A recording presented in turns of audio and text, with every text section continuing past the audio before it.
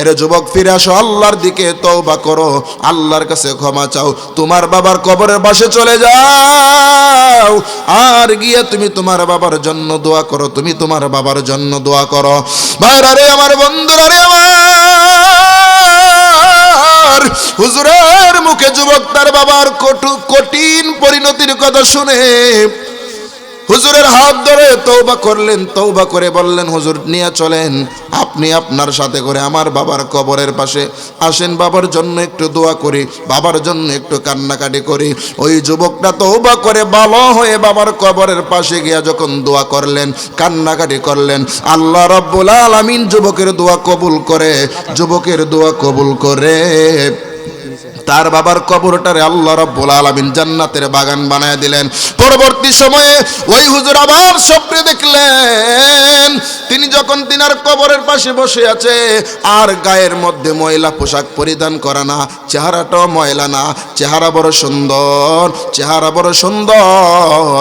তখন ওই ব্যক্তি, ওই আল্লাহর ওলি, ওই বড় হুজুর, বুজুর্গ মানুষ, তিনি ওই ব্যক্তিকে, কবরবাসীকে ডাক দিয়া বলেন, এ ভাই, তোমার চেহারাটা বড় সুন্দর দেখা যাচ্ছে, পোশাকে সুন্দর পোশাক, গায়ের মধ্যে সুন্দর পোশাক পরিধান করা দেখা যাচ্ছে। ভাইরা রে আমার, বন্ধুরা রে আমার, ওই ব্যক্তি ডাক দিয়া বললেন, ভাই, আপনার কারণে এমনটা হয়েছে, আপনি আমার সন্তানকে হেদায়েতের পথ দেখিয়েছেন, আল্লাহ রাব্বুল আলামিন আমার সন্তানকে হেদায়েত দিয়েছেন, আমার সন্তান ভালো হয়ে গেছেন। সন্তান দুনিয়াতে ভালো কাজ করে, সন্তান ভালো কাজ করার কারণে আল্লাহ রাব্বুল আলামিন আমার কবরের আযাবকে মাফ করে দিয়েছেন। মানুষ কই যায় রে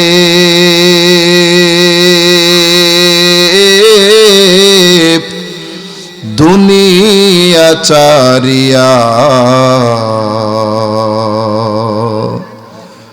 মসজিদের পালকি আইনা দোলাদ সাজায়া তারে জনমের লাগিয়া, মানুষ কই যায় রে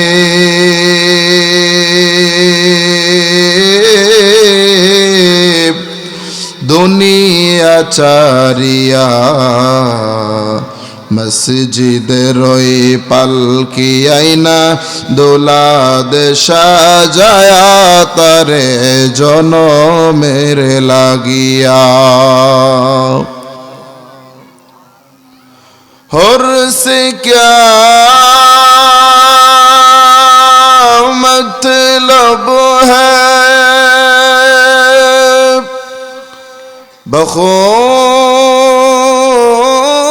बखौर भी कुछ नहीं,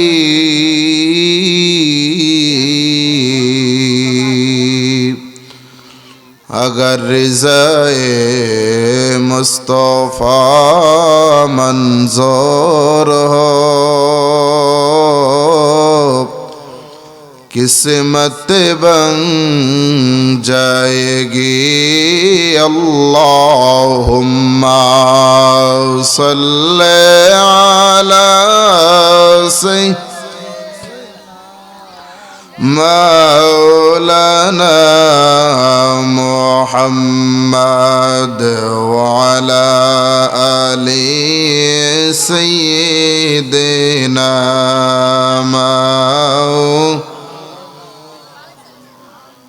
जिंदगी तोर जैर फकी दिया,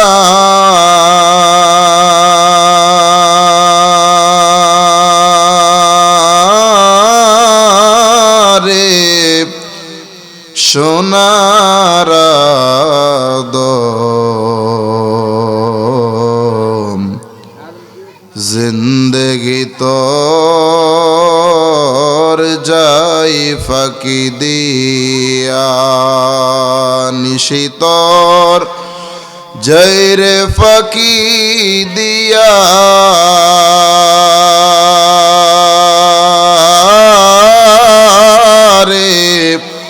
সোনার দম নিশিতর যাই ফাঁকি দিয়া। আদমরে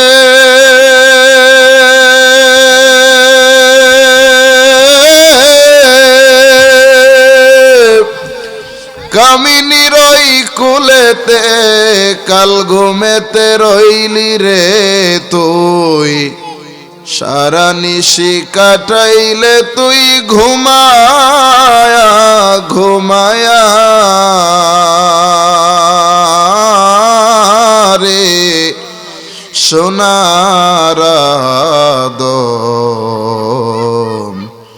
জিন্দেগি তোর যাই ফাঁকি দিয়া আল্লাহুম্মা সাল্লি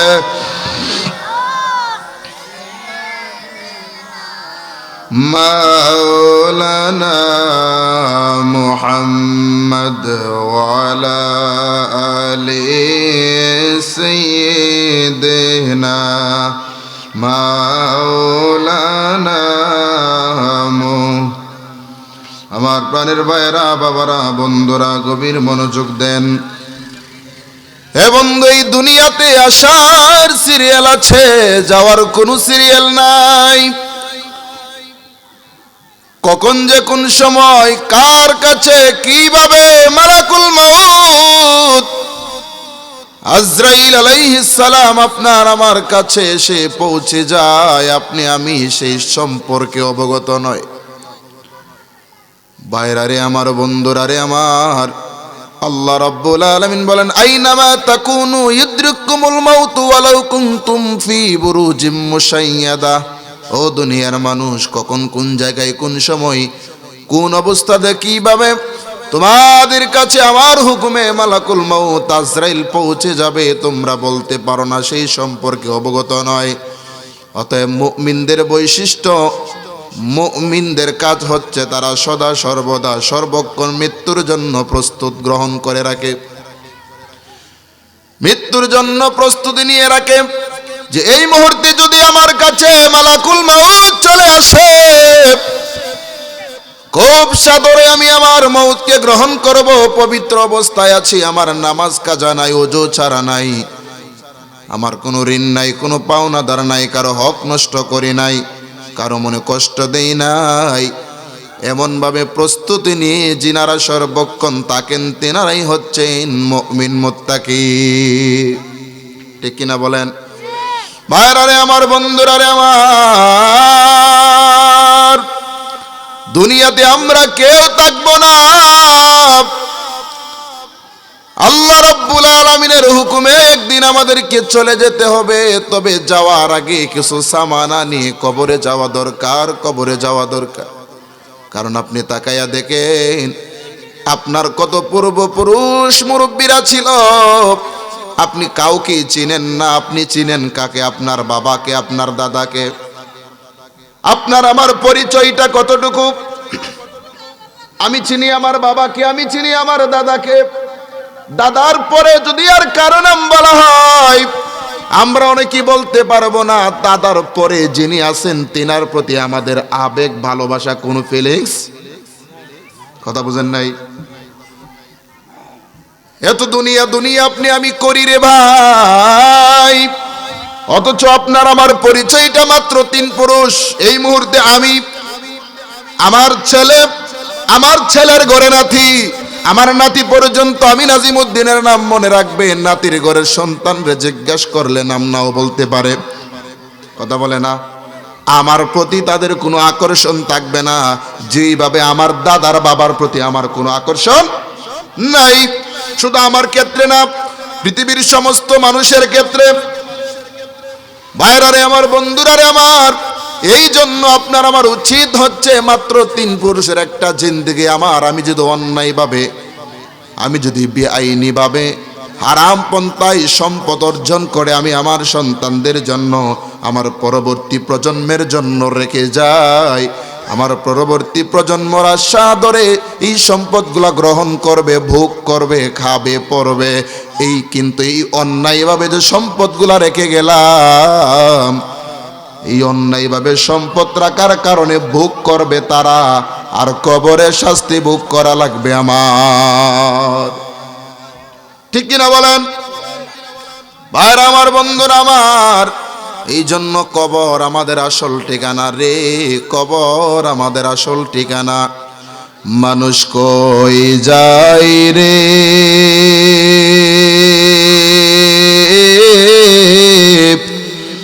দুনিয়া চারিয়া, মসজিদের পালকি আইনা দুলাদ সাজায়া তারে জনমের লাগিয়া। মানুষ কই যায় রে,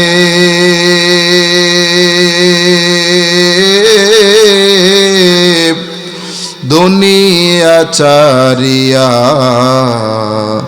মসজিদের ওই পালকি আইনা দুলাদ সাজায়া তারে জনমের লাগিয়া। এই বাড়ির লাগিয়া কত করলাম মারামারি, মামলা মুকদ্দমা কইরা কোয়াইলা রে করি। ঠিক কিনা বলেন? এই বাড়ির লাগিয়া কত করলাম মারামারি, মামলা মুকদ্দমা কইরা কোয়াইলা রে করি। আজকে তুমি যাবে চলে,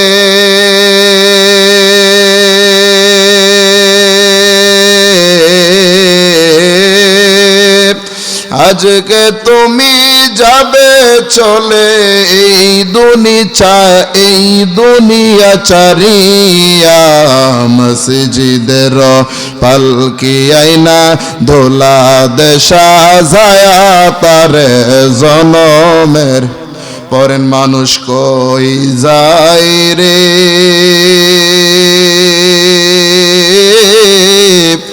দুনিয়া চারিয়া, মসজিদের ওই পালকি আইনা দোলাদ সাজায়া তারে জনমের লাম।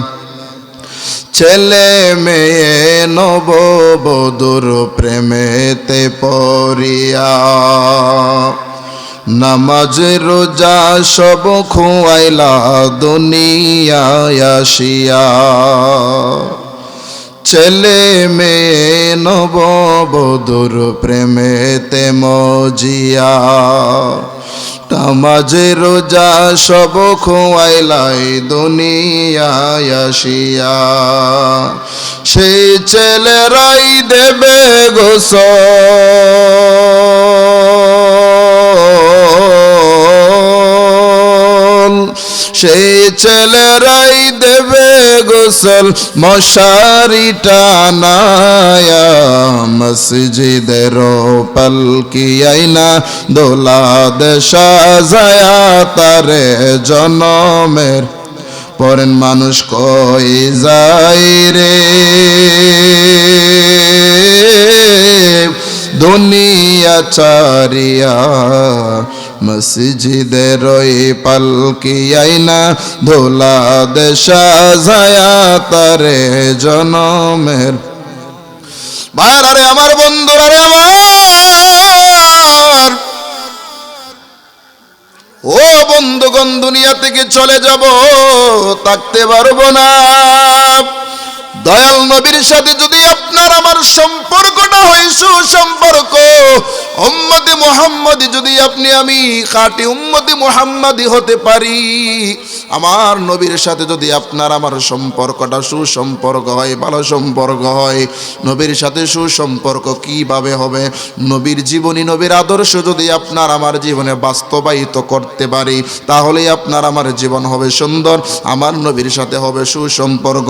তাহলে আপনার আমার নবী মৃত্যুর পরবর্তী সময়ে কাল হাসরের ময়দানে আপনারে আমারে শাফায়াত করে জান্নাতে নিয়ে যাবে। ঠিক কিনা বলেন?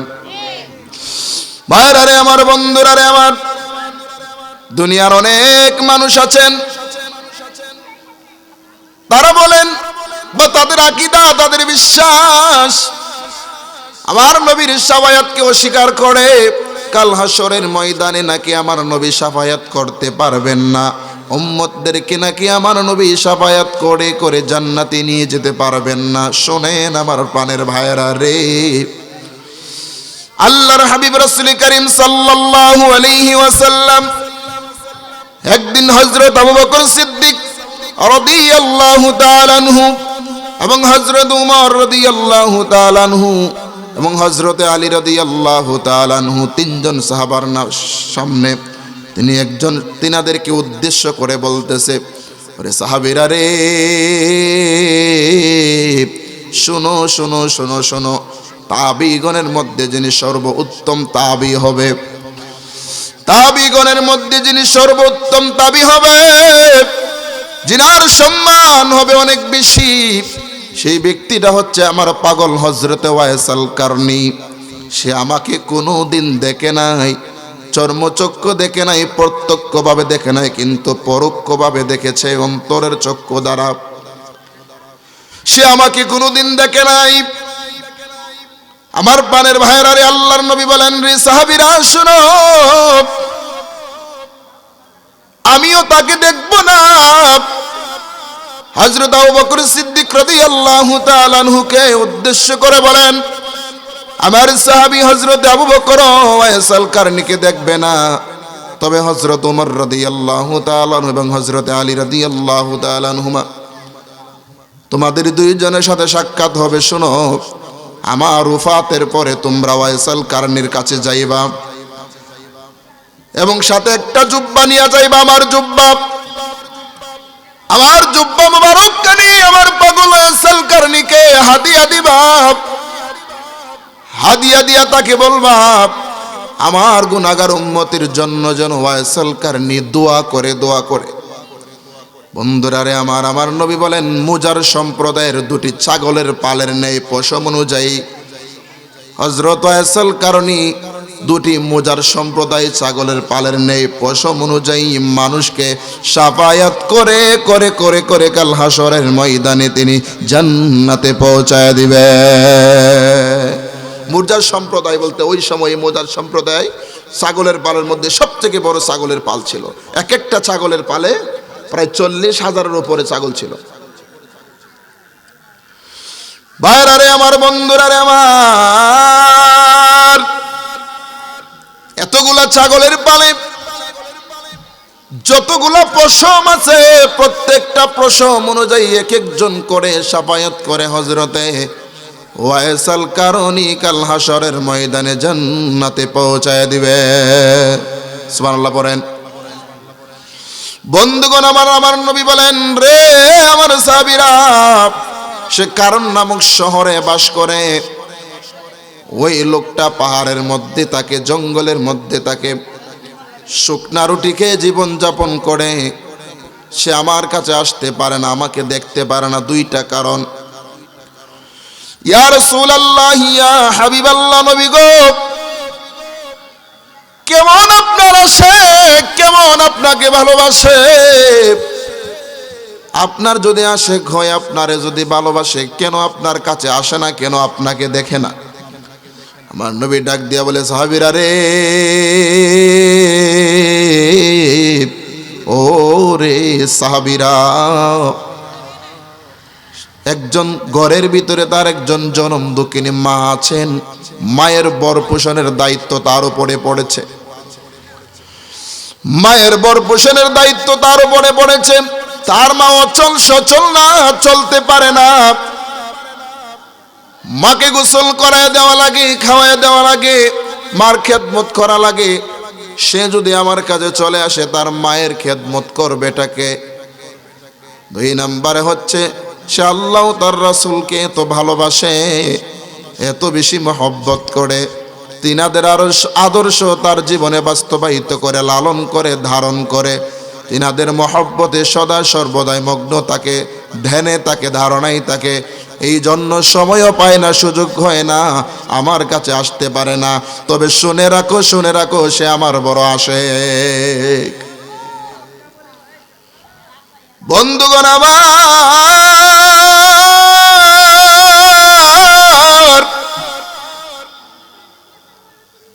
মাকে ভালোবাসবেন, বাবাকে মহব্বত করবেন। ওয়াইসাল কারণী বাবার মহব্বত, মায়ের মহব্বত, মায়ের খেদমত করার কারণে দয়াল নবীকে না দেখো জুব্বা মুবারক পেয়ে গেলেন, জুব্বা মুবারক পেয়ে গেলেন। নবীকে না দেখো আমার নবী তিনাকে এত ভালোবাসলেন, এত মহব্বত করলেন রে। ওরে বন্ধুগণ আমার, এই জন্য আমাদের উচিত আমাদের সন্তানগুলির সুসন্তান বানানো, আমাদের সন্তানগুলির নেক সন্তান বানানো, আমাদের সন্তানগুলির আল্লাহওয়ালা বানানো। প্রথম থেকেই তাদের ভিতরে আল্লাহর ভয় ঢুকায়া দেওয়া, আল্লাহকে চিনায়া দেওয়া, ইসলাম চিনায়া দেওয়া, নবীর মহব্বত তাদের ভিতরে ঢুকায়া দেওয়া।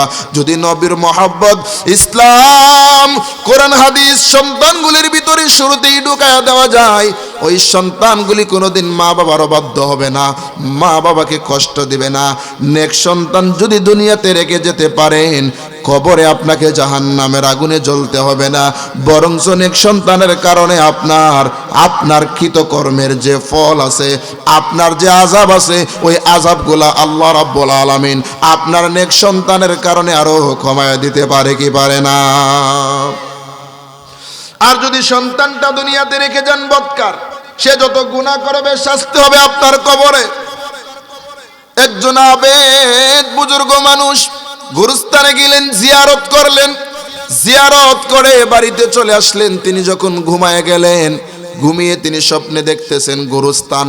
ওই গুরুস্থানের মধ্যে প্রত্যেকটা কবরের উপরে প্রত্যেকটা কবরবাসী মুর্দাগণ নিজ নিজ কবরের উপরে উঠে বসে আছেন।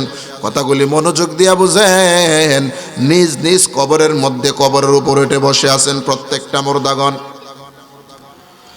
ভাইরারে আমার, বন্ধুরারে আমার, বসে আছেন, সবার গায়ে খুব সুন্দর পোশাক পরিধান করা, হাতের মধ্যে স্বর্ণের লোটা। বন্ধুরারে আমার, সবাই খুব জাঁকজমক ভাবে আছে, আনন্দে আছে, কারো মনে কোনো কষ্ট নাই। কিন্তু একজন মানুষ তিনি কবরের উপরে বসে আছেন, কবরের পারে, গায়ের মধ্যে ময়লা পোশাক পরিধান করা, মনটা বড় বেজার, মনটা খুবই খারাপ। হুজুর তিনাকে চিনে ফেললেন, তিনি তার গ্রামের একজন মানুষ, মারা গেছে। জিজ্ঞাসা করলেন, ভাই সবার চেহারা খুব হাস্যোজ্জ্বল, সবাই খুব ভালো আছে, তোমার কি হয়েছে? তোমার কেন এত কষ্ট? তোমার গায়ের মধ্যে কেন ময়লা পোশাক পরিধান করা? চেহারাটা কেন ময়লা? কি হলো? ওই মৃত ব্যক্তি ডাক দিয়ে বলে, ভাই আমি আমার একটা সন্তান দুনিয়াতে রেখে এসেছি। আমার সন্তানটা দুনিয়াতে ভালো কাজ করে না, সন্তানটা দুনিয়াতে ভালো কাজ করে না, নেশাগ্রস্ত অবস্থায় থাকে, নামাজ পড়ে না, রোজা রাখে না, ইবাদত বন্দেগী করে না, অন্যায় কাজের সাথে, অপরাধের সাথে জড়িত হয়ে থাকে, লিপ্ত হয়ে থাকে। তার অন্যায়ের ফলে, সে অন্যায় করার কারণে তার কৃতকর্মের ফল আমাকে কবরে ভোগ করতে হচ্ছে। আল্লাহ রাব্বুল আলামিন আমারে কবরে কষ্ট রাখছে আমার সন্তানের কারণে, কারণ আমার সন্তানটা দুনিয়াতে ভালো কাজ করে না। হুজুর পরের দিন সকালবেলা ঘুম থেকে উঠে ওই লোকের সন্তানকে খুঁজে বের করলেন, বললেন, বাতিজা সময় বড় কম, এই কারণে আমি শুধু সারমর্মগুলি বলতেছি, সময় কম হওয়ার কারণে সারমর্মগুলি বলতেছি। ভাইরারে আমার, বন্ধুরারে আমার, তিনি বললেন, বাতিজা আমি গতকালকে স্বপ্নে দেখেছি তোমার বাবা কবরে এই হালতে আছে, অবস্থা বেশি ভালো না। আর এই কারণ হচ্ছে তুমি নেশার আড্ডায় থাকো, জোয়ার আড্ডায় থাকো, তুমি অন্যায় করো, অপরাধ করো, গুনার কাজ করো, আর তোমার গুনার ফসল তোমার বাবা ভোগ করতেছে। এর যুবক ফিরে আসো, আল্লাহর দিকে তওবা করো, আল্লাহর কাছে ক্ষমা চাও, তোমার বাবার কবরের পাশে চলে যাও, আর গিয়ে তুমি তোমার বাবার জন্য দোয়া করো, তুমি তোমার বাবার জন্য দোয়া করো। ভাইরা রে আমার, বন্ধুরা রে আমার, হুজুরের মুখে যুবক তার বাবার কঠিন পরিণতির কথা শুনে হুজুরের হাত ধরে তওবা করলেন, তওবা করে বললেন হুজুর নিয়ে চলেন, আপনি আপনার সাথে করে আমার বাবার কবরের পাশে আসেন, বাবার জন্য একটু দোয়া করি, বাবার জন্য একটু কান্নাকাটি করি। ওই যুবকটা তওবা করে ভালো হয়ে বাবার কবরের পাশে গিয়া যখন দোয়া করলেন, কান্নাকাটি করলেন, আল্লাহ রাব্বুল আলামিন যুবকের দোয়া কবুল করে, যুবকের দোয়া কবুল করে তার বাবার কবরটারে আল্লাহ রাব্বুল আলামিন জান্নাতের বাগান বানায় দিলেন। পরবর্তী সময়ে ওই হুজুর আবার স্বপ্নে দেখলেন তিনি যখন তিনার কবরের পাশে বসে আছে, আর গায়ের মধ্যে ময়লা পোশাক পরিধান করা না, চেহারাটাও ময়লা না, চেহারা বড় সুন্দর, চেহারা বড় সুন্দর। তখন ওই ব্যক্তি, ওই আল্লাহর ওলি, ওই বড় হুজুর বুজুর্গ মানুষ, তিনি ওই ব্যক্তিকে কবরবাসীকে ডাক দিয়া বলেন, এ ভাই তোমার চেহারাটা বড় সুন্দর দেখা যাচ্ছে, পোশাকে সুন্দর পোশাক, গায়ের মধ্যে সুন্দর পোশাক পরিধান করা দেখা যাচ্ছে। ভাইরা রে আমার, বন্ধুরা রে আমার, ওই ব্যক্তি ডাক দিয়া বললেন, ভাই আপনার কারণে এমনটা হয়েছে, আপনি আমার সন্তানকে হেদায়েতের পথ দেখিয়েছেন, আল্লাহ রাব্বুল আলামিন আমার সন্তানকে হেদায়েত দিয়েছেন, আমার সন্তান ভালো হয়ে গেছেন। সন্তান দুনিয়াতে ভালো কাজ করে, সন্তান ভালো কাজ করার কারণে আল্লাহ রাব্বুল আলামিন আমার কবরের আযাবকে মাফ করে দিয়েছেন। সুবহানাল্লাহ পড়বেন না? জোরে পড়েন সুবহানাল্লাহ। ভাইরা রে আমার, বন্ধুরা রে আমার,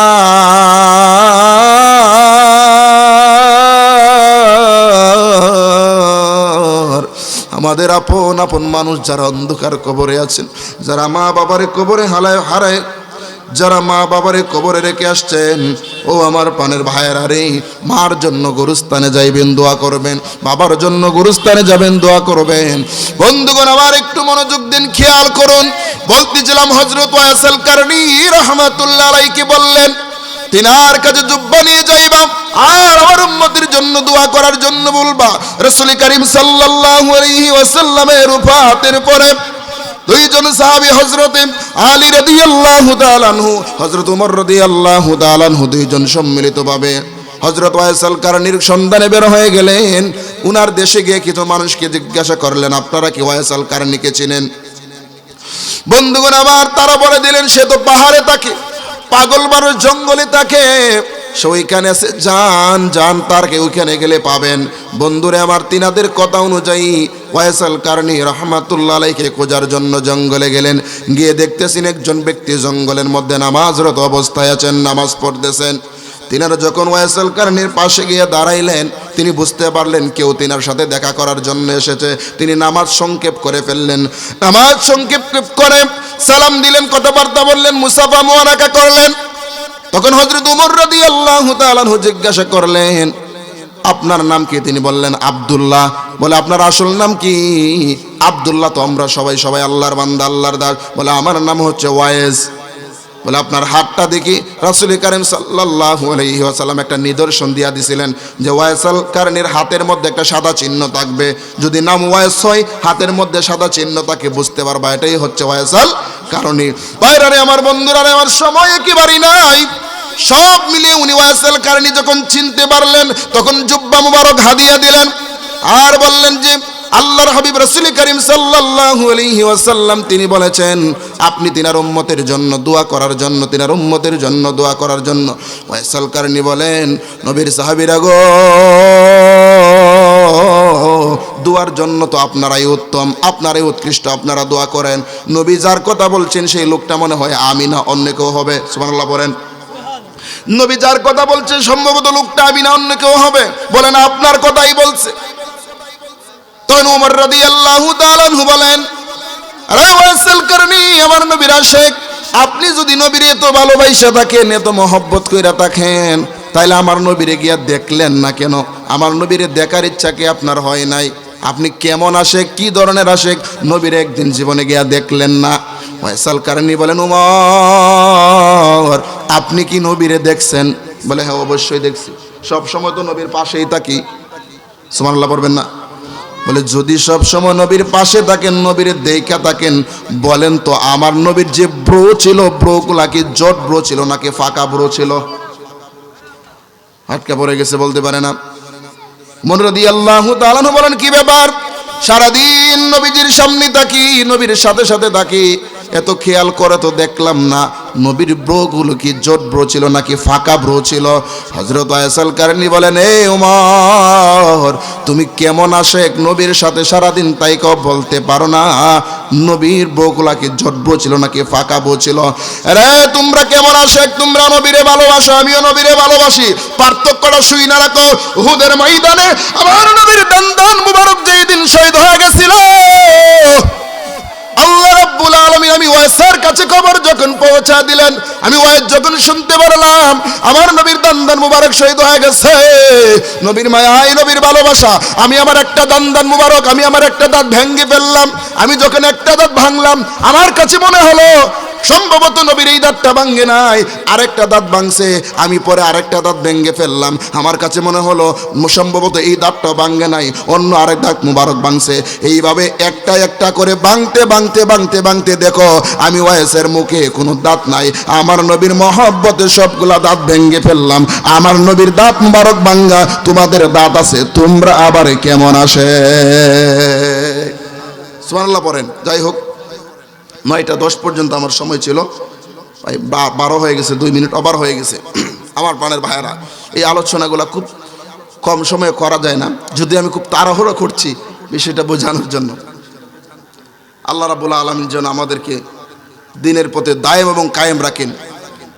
তো পরবর্তী কথাটা শেষই করে দিই। পরবর্তী কথাটা হচ্ছে যে ওয়াইসাল কারণী রাহমাতুল্লাহ আলাইহি আমার নবী তিনার কাছে দোয়া চাইলেন, তিনার দোয়ার বদলতে আল্লাহর হাবিব রাসূল করিম সাল্লাল্লাহু আলাইহি সাল্লামের মুজার সম্প্রদায়ের 2টি ছাগলের পালের পশমের নেই অনুযায়ী মানুষকে শাফায়াত করে জান্নাতে তিনি নিয়ে যাবেন।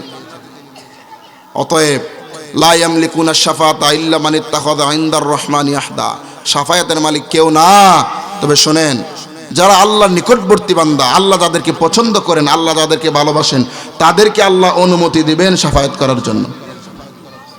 জোরে পড়েন সুবহানাল্লাহ। বিদায় বেলা আমার হুজুরকে পাশে রেখেই আমি একটা গজল গেই, আমি আমার আলোচনা শেষ করে দিব। গতকালকে ছিলাম সিলেট কোম্পানিগঞ্জে। খুব গতকালকের জার্নিটা এইবারের বছরের মধ্যে খুব বেশি কষ্ট হয়েছে। দুপুর বেলা 3টায় রওনা দিছি, মাহফিলে গিয়ে পৌঁছেছি 9:45, মাইক ধরছি 10টায়, মাইক ছাড়ছি 12:30টায়, খাওয়া দাওয়া করে রওনা দিছি, সকাল 9:30টায় বাড়িতে আসছি। জুমাবার দিনের বেলা আর ঘুমানোর সুযোগ হয় নাই, এই উজাগুড়ি। এই জন্য গলার অবস্থাও খুব বেশি একটা ভালো না। আমার জন্য আপনারা দোয়া করবেন, আমি আপনাদের জন্য দোয়া করি যেন আল্লাহ রাব্বুল আলামিন আপনাদের দিন এবং দুনিয়া, দিন এবং আখিরাতকে, ইহকাল এবং পরকালকে আল্লাহ যেন উজালা করে দেন। বলেন আমিন। আরো জোরে বলেন আমিন।